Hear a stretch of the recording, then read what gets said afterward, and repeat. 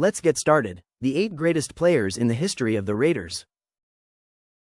At number 8, Ted Hendricks, the Mad Stork. One of the most unique defensive forces the game has ever seen, Hendricks made his presence felt in various ways, rushing the quarterback, intercepting passes, blocking kicks, and winning 4 Super Bowls. As a Pro Football Hall of Famer, he is arguably the greatest defensive player in Raiders history, though some upcoming names may challenge that title. At number 7 is Art Shell, recognized as one of the greatest tackles in NFL history and a pioneering coach. He was a cornerstone for the Raiders during his 15 seasons with the team. Similar to Hendricks, Shell is also a Pro Football Hall of Famer. At number 6, we spotlight the only quarterback in this ranking, Ken Stabler, known as the Snake. Cool under pressure and always ready to make a decisive play, Stabler led the Raiders to their first Super Bowl title. He threw 150 touchdowns in a decade for the Silver and Black.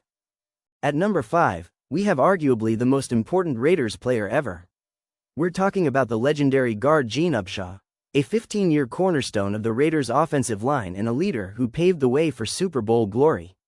His work with the Players' Union following his playing career was also important in the league's history. The top 4 begins with one of the greatest defensive backs in NFL history.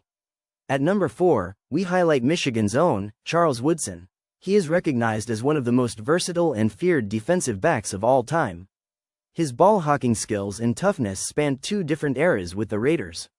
Similar to the players mentioned earlier in this countdown, he is also a Hall of Famer.